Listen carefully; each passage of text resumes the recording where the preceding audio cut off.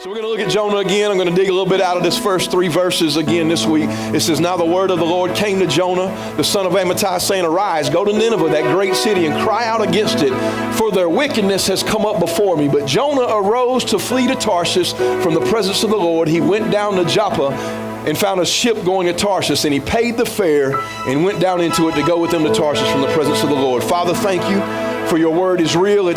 Father, it's powerful. It's inspiring and encouraging, God. Today, may it light a fire in us, God. Father, that we would be willing to walk into something deeper, Father, than we have ever been willing to walk, God. I thank you, Lord. Use it, God. Use it to become the seed, Lord, that impregnates our life, Father, that we become the multiplication of the kingdom in Jesus' name. Here we go. All right, Jonah. Here's Jonah. Jonah is really frustrating. He's really struggling in this place because God has given him an ordination. God has given him a mandate that he is to go into a dead place and awaken it. Okay? God is telling you, listen, here's the reality is that I'm going to send you to a place that's dead. He even tells, I'm going to send you to a place that I see as a great city, but the problem is that what's keeping it right now from being its greatest is that its wickedness has come up before me. All right? And so I'm just telling you now, I'm sending you to a place that is dead. I'm sending you to a place that is wicked, that is foul, that is frustrating. I'm sending you to a place that you don't want to go. And Jonah begins to stir a little bit and become frustrated with God because the reality is that God, you have shown me, watch, you have shown me who I am.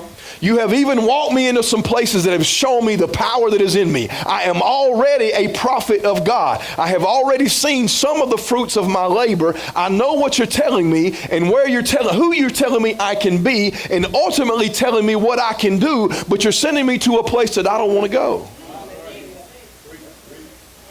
And so now he's dealing with two little issues of conflict in this, but he has a problem when listening and receiving from the Lord. If you go and read further in the end of chapter 3 and really in the chapter 4, you see that after Jonah has progressed through the mission, that he comes to a place where he's very angry with God for one reason.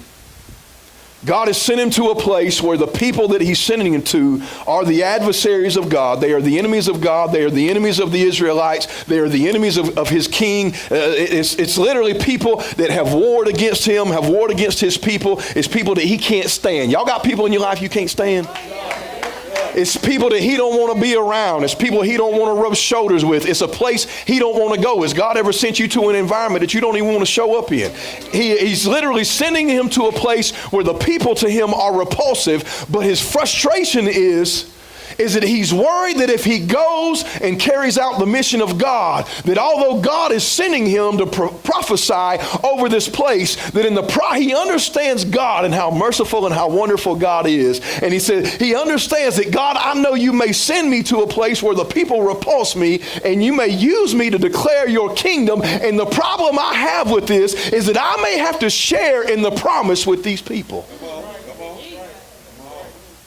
Y'all follow me? You need to hold on to that for a minute, because see, here's the problem, is that we like promises in the kingdom. The problem is that oftentimes when we have promise-driven people, they become singular-minded. You with me? When God sit down and have a conversation and say, here's where I want to send you, here's what I want to release into your life, here's what I want you to be, here's who I want you to be. And we like that. We like to see where we like the promised land, the picture of the promised land that God is building up inside of our mind. And the problem is that we become so focused on the promised land that we become singular-minded and don't want to share it with anybody else.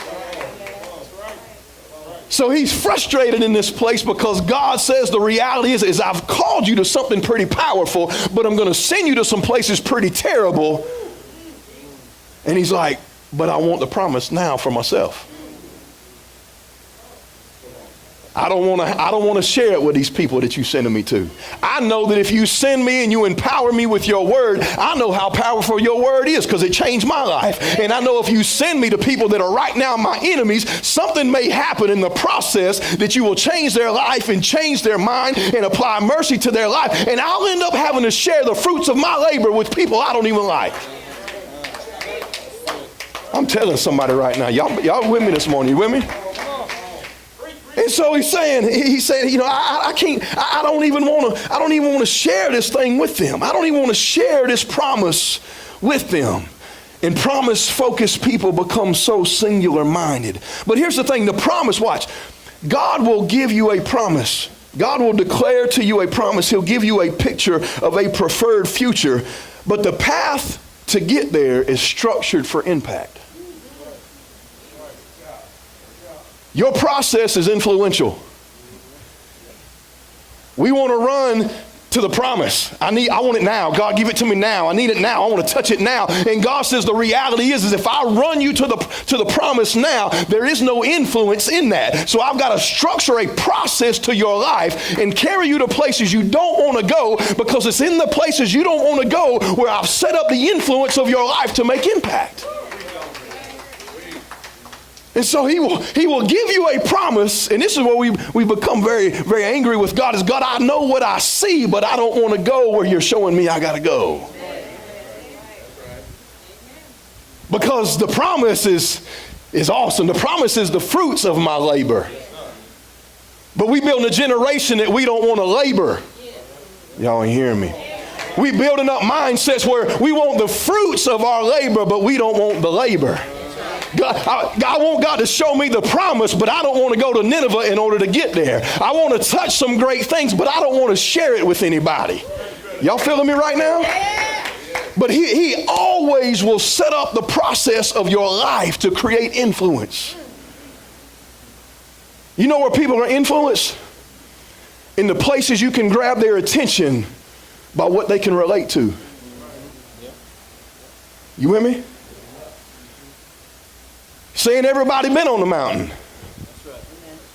But I guarantee you, all y'all at some point in time in your life said, man, I'm going through hell right now. You with me? Guess where the impact and the influence is set up at? So you want to escape to the mountain. He said, no, you got to go through a little bit of hell, because I'm trying to get some people with you. I have set up a promise, and the problem with you is that you have begun to take ownership of the promise rather than stewardship of the promise. Not even realizing that the only reason you have the ability to walk into a promised land is not because I gave it to you, but because I shared it with you. And you can't take what I own and try to own it for yourself when I've shared with you and you don't want to share it with anybody else. So I will walk you down places in the paths of your life, driving you into hellish places, around hellish people, around devilish situations, because it's in those places that will create the impact in their life. I ain't trying to get you to a promised land and you not carrying nobody with you. What good is a promised land anyway if you ain't got nobody to share it with?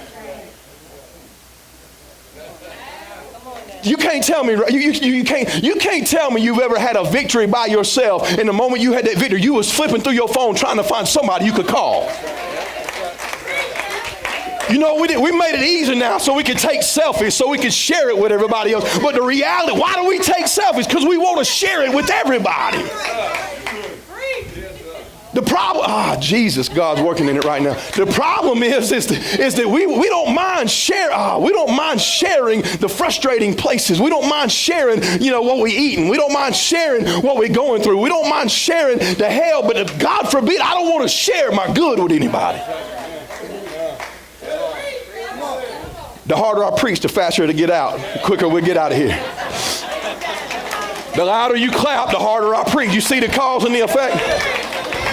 See, this may change y'all's approach every Sunday, right? Y'all quit sitting there like ain't nothing going on. The louder you preach, the faster I go, the quicker we get out. All right? Yeah, come on now. Hey. Here's see, what y'all don't understand is I'm just prophesying, because eventually I'm going to have to do another service. So y'all missed that, didn't you? They missed that. But we don't want to we don't want to share. We don't want to share in this. God gives us this picture of this promise. And we have a hard time in wanting to share this thing. But here's the thing. The mission of God, you can bring everything back and measure it against this one point. The mission of God is to expand his kingdom and to share his blessings and influence. That is the foundational mission of the kingdom. The king will never be removed from his throne. So I can't watch. I don't become an heir because my daddy dies and I take his place. I become an heir because he stretches his reach and empowers me in another location. Which means I don't own the territory. I steward it as an ambassador. So I can't pick and choose who I want to go with me. I can't pick and choose how I go. He created the territory. He's expanding the territory, and he will send me down the path of the territory he knows he wants to claim. So I can't take credit. I can't take ownership. I can only take stewardship. God says, so I'm going to create the path of your life that has the best stewardship. The reality is that when you walk through the path that I have destined for your life to get to where I want you to go, you will appreciate that you've been there, and you will carry a lot of folk with you. Because the mission of the whole mission of this thing is for me to stretch my reach. I want to grow my kingdom. And so that has to become the mindset, is that God is trying to expand the kingdom. And so in the path of what he's promised you, he'll set you up to carry as many with you into it. And so here's the thing, watch. He cannot send you into a promised place without fulfilling the original responsibility of your life. Go really quickly to Genesis. Let's look. Watch. Y'all know me. I dig in this all the time. Watch. Follow me right now. There is not a promised place of your life that God will give you permission to enter into unless you are able to produce the original responsibility before you touch it. What's the original responsibility? God blessed them and said, be fruitful and multiply. We want to fast forward and have dominion. I want to dominate. I want to dominate my promised land. God says, well, before you ever get a chance to enter in a promised land to dominate, you better be fruitful and multiply. So there's not a place, there's not an ending to my life. There's not an ending result of my life that God will allow me to enter into other than an untimely death. There is not a place that God will let me enter into that he has declared for my life. All right? He won't let me finish without assuming and carrying out the responsibility of why I started. Just won't happen. So I have to walk through my life realizing that the whole idea of why I am who I am and where I'm going is where I'm going is because he said to me, be fruitful and multiply.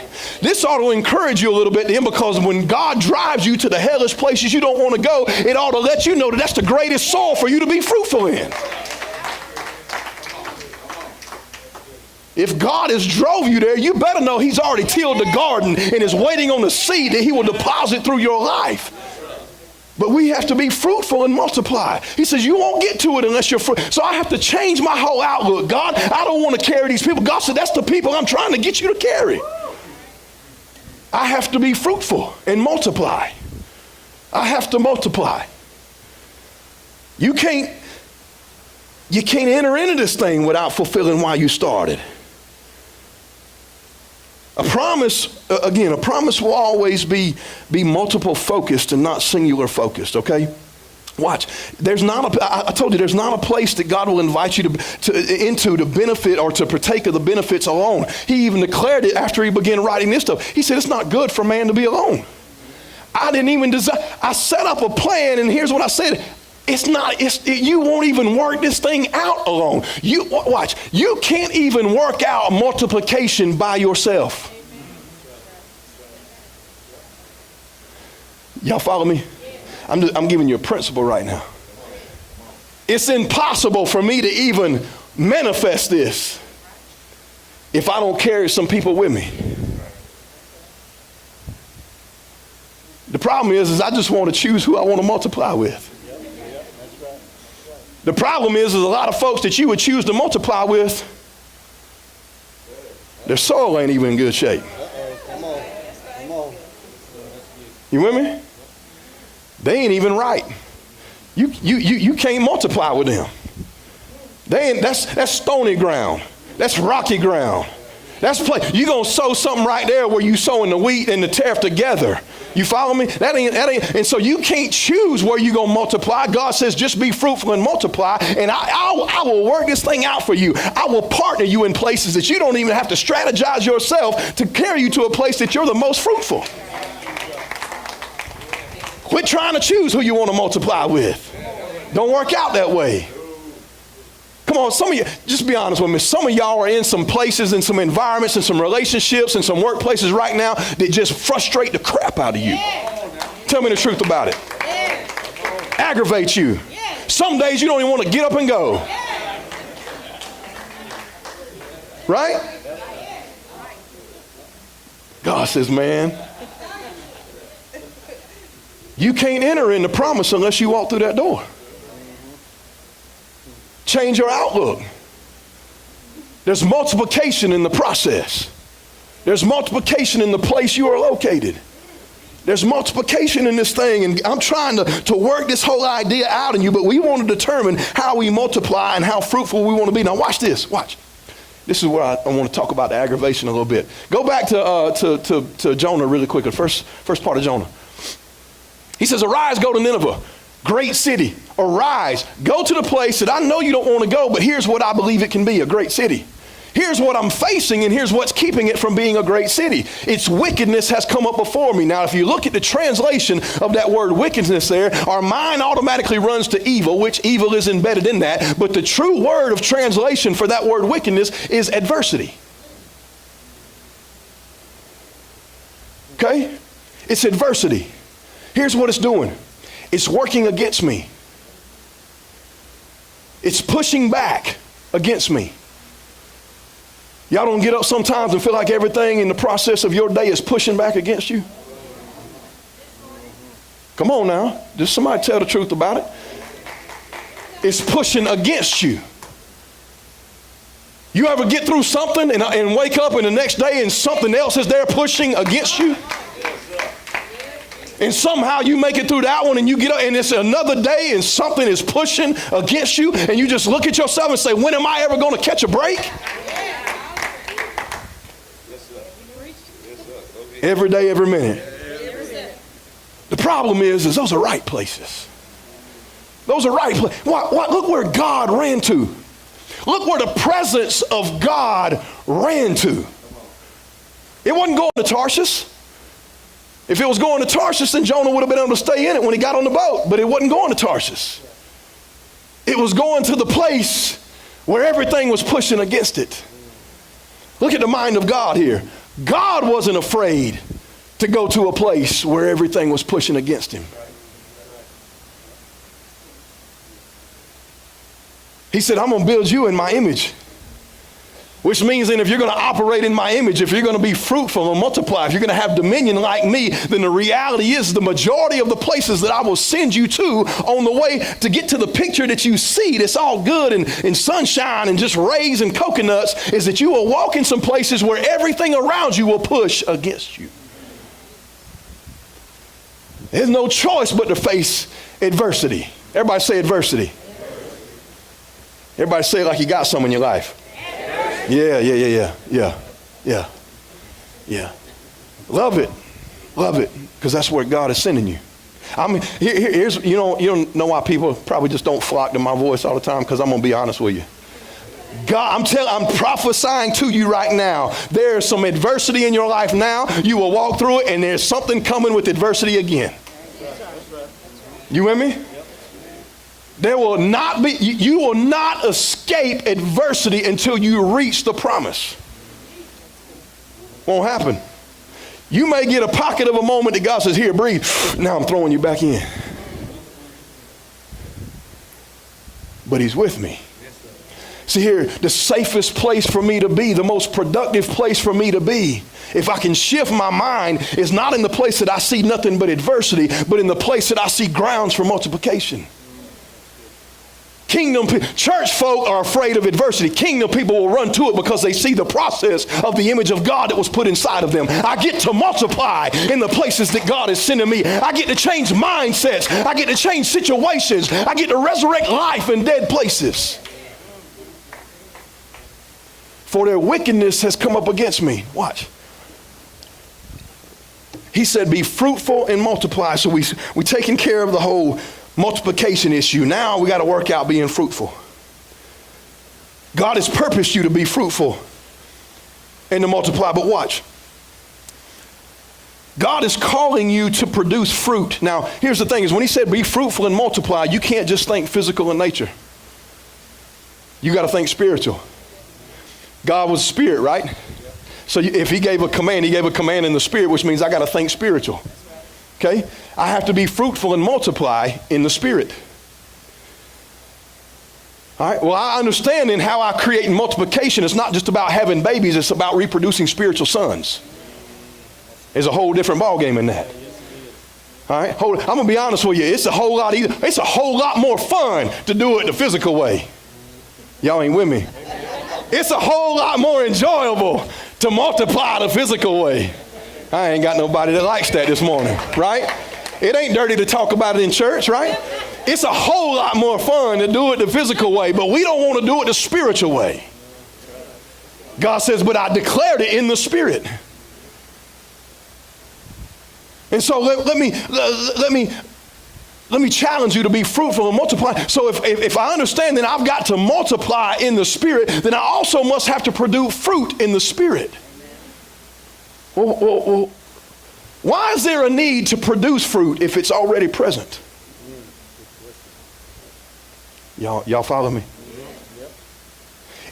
It'd be crazy for me to run to an orange grove that's got oranges everywhere and holler at the trees and be like, grow some doggone oranges.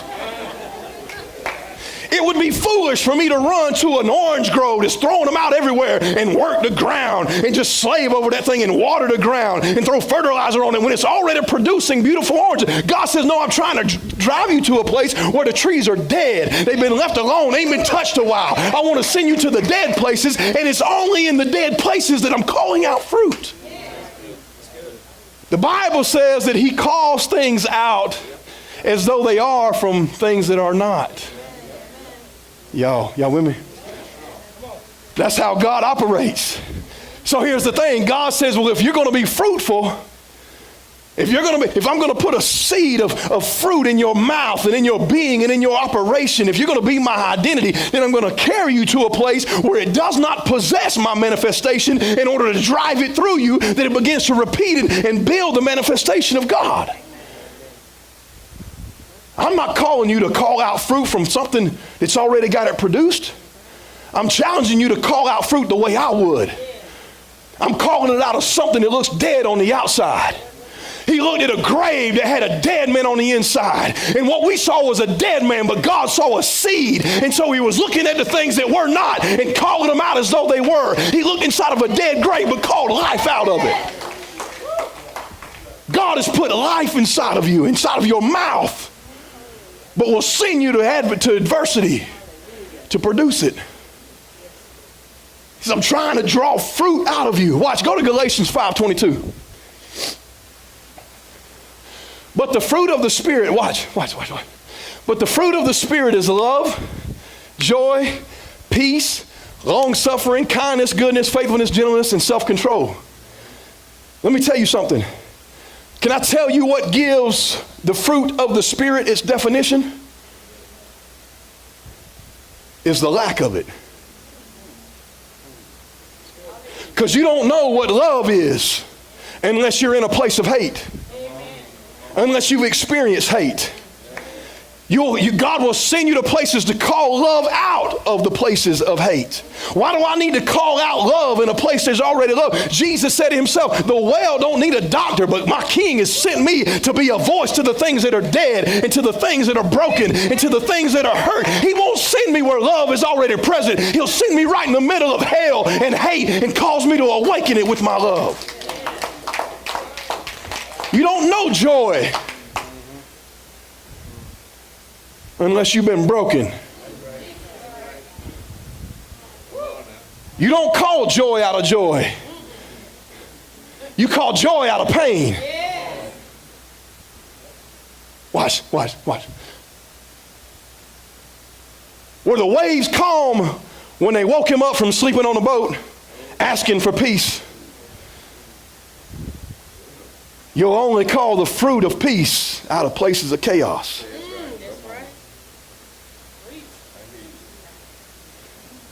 Out of the very things that are fighting what God is trying to put there is the places that are ripest for me to produce it. It's pointless for me to run to the places where everybody's happy. It's pointless for me to run to the places and declare an abundant God in the places where they have everything they need. But he says, I want to send you to a place where they've done nothing but suffer. I'm going to send you to the places where everybody is mean to everybody, where hate is spreading so that you can sow some kindness. I have put the ability in your mouth to call out kindness in the broken and dead and hurting places. You better go into a dead place and call out kindness. I'm only going to challenge you to produce place of faithfulness in a place where everybody is a doggone adulteress. I'm going to call out faithfulness in places where they run from me at every chance they get. I'm only going to call out faithfulness in front of people that don't care who I am and can't stick with me longer than 5 seconds. I'll only send you to places that call out self-control with the people that have never been able to discipline themselves. Y'all, come on now. Come on. Because we look around, right? And here's the problem, is that we in our mind, we're already judging. We're already calling them out. Well, see, I don't like her because this is the problem she has. And this is what she can't control. She can't control her mouth. And so I don't want to deal nothing with her. And I don't want to run to her because she can't control her loins. She run around on her husband all the time. I don't want to hang. And we begin to call out the lack of self-discipline in people's places. But I'm only going to send you to places working around people that he never had no control. What's the point in me trying to righteously align or order, or as the Bible calls it, bring righteousness to a place that's already righteous? He says, I will drive you to the places of adversity. I will drive you to the places that fight against me. The adversity in the places that God sent. Here's the thing, it's not fight. Watch, we get so, when we begin to think about the promise and take ownership of it, we make everything personal. You with me? We make everything personal because I feel like it's mine. It ain't yours. It's God's that opened the doorway and gave you the key to walk in. I can't take it personal. If I deal with some foolish people in the process, I can't take it personal. That's why he told me in Ephesians 6, for we wrestle not against flesh and blood. It ain't a personal battle. It's a spiritual battle. Watch, if God has called me out to produce fruit and multiply in the spirit, then you got to know the adversary is not working in the physical realm. It's working in the spirit realm. And so I can't take it personal. I can't take it physical. I got to realize it's not fighting who I am. It's fighting what's inside of me. The adversity doesn't like what you're bringing. If you are running for God and listening to the King, there ain't no wonder that you're dealing with the pressure. Ain't no wonder. God sent you there. God sent Jesus to a wilderness where the devil was present. The devil didn't bring him there. The Bible says the Spirit drove him.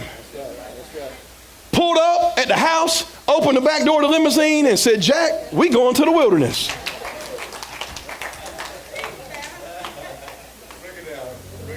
I'm driving you there. You know why? Because I'm carrying you to a place where I'm not present so I can know to whether to trust or not, whether you can carry me in there. The battle in the wilderness wasn't against Satan, it was with God. The frustration inside of the wilderness didn't have to do with temptation with Satan. It had to do with a wrestling match between Jesus and God. We'll send you to a place that everything that's there is fighting what you're bringing. You can't take it personal. You can't think that it's just trying to fight you. It's fighting what's inside of you. It's adverse to God's presence because its territory is currently occupied by darkness. He called us a light on the hill. We can't do it, but let me just show you this. I'm going to use this back here. You got to wrap your mind around it. Watch. I know the camera can't go. Watch. It's a light, right? It just got dark in this corner. You with me? There's darkness. You with me? There's darkness present. Would you tell me that? Everybody agree. So we're on the same page. There's darkness present in that corner. Let me ask you a question. If I do that, watch, is darkness still present? Think about it. Is darkness still present? It is. It's just been overcome.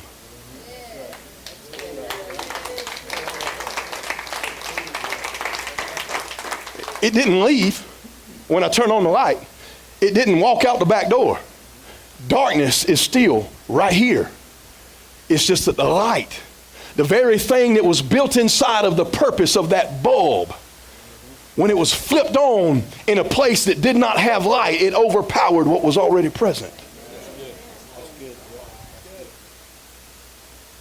God will always send you to the places that his presence hasn't been manifested present. God is everywhere, but his works aren't being produced there. That's the places that God will send you to produce the fruit. The reality is that on the path to get to where we want to go, we'll have to go through places that we don't want to go. He's only calling out the fruit in you where it's not already present. And so here's the problem that we have with this, is that we have been trained and conditioned since we were small children to disconnect and drive away from the people that dislike us. The danger is that we allow culture to shape our upbringing and not the kingdom. I'm telling you something. This is why parents, you need to pull your bootstraps up and start teaching kingdom in your household. You with me? Because our thought processes and our emotions have been structured by the culture around us. And so it has taught me that when I engage people that do not like me or do not accept me, I run from them. God says it becomes a wicked pattern in your life because it's the very places I will send you when the light's turned on inside of you.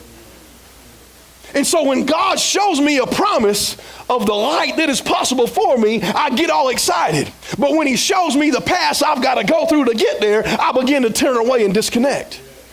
Because every place that God sent, there may not be everybody that hates you, but I promise you, everywhere that God sends you, there'll be something fighting you. There'll be somebody that dislikes you, somebody that don't want you there, somebody that's aggravated with who you are. And you're frustrated in the places that God's sending you. Aggravated. Wrestling with even being there. But he's trying to call out of the environment what's not already present. Let me just tell you this. I'm going to shut it down right here. Everybody say hallelujah. I preached hard.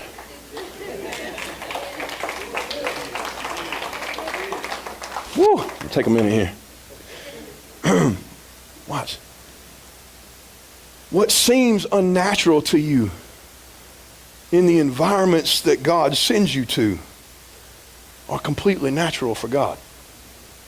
It's the process by which he works.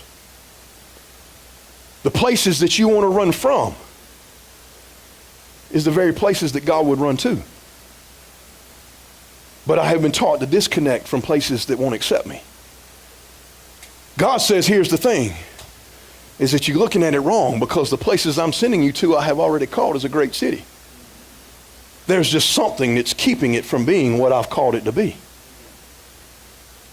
The adversity that's come up against me. The adversity that's crying out from that territory when I'm crying out to what it is.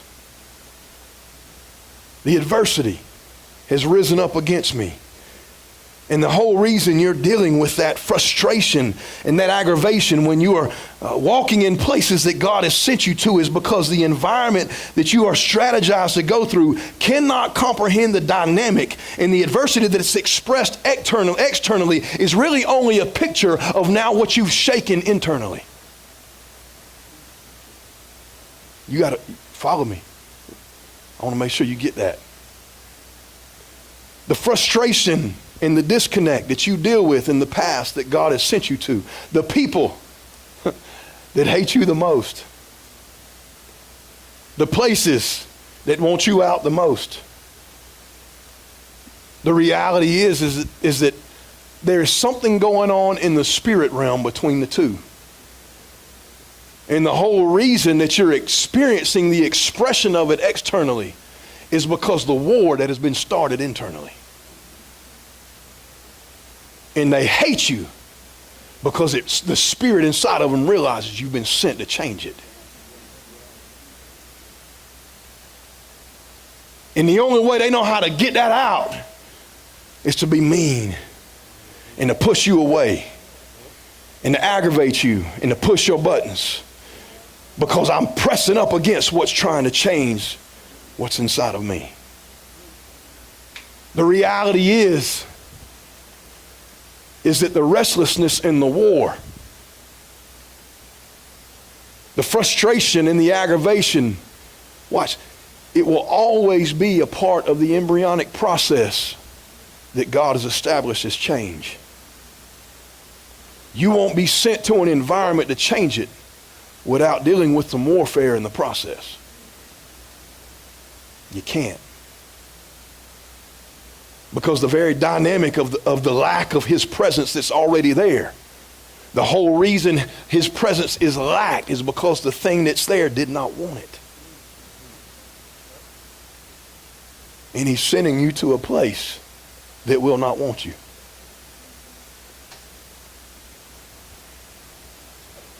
He's sending you to people that will not want you. I mean, here's the thing is that you don't even have to leave your household sometimes. You don't even have to leave your family.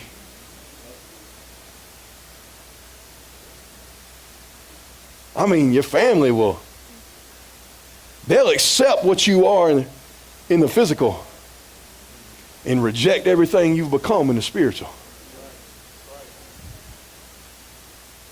That's why Thanksgiving dinners have become frustrating.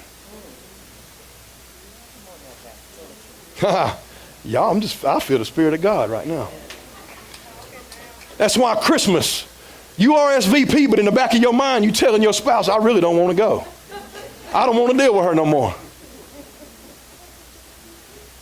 I don't want to deal with him no more.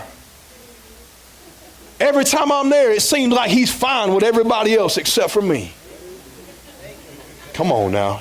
Don't be that foolish. It's because the moment you walk in the door, there's been something different brought to the environment. And it's rejecting what you're bringing. God says, I will only cause you to call out love in the places there are hate.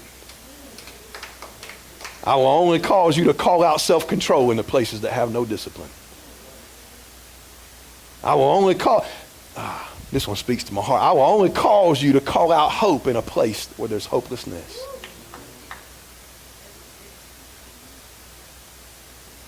But we can go back to the old church cliche. Greater is he that's within me than he that's in the world. It can fight me all day long. It can reject. Here, watch.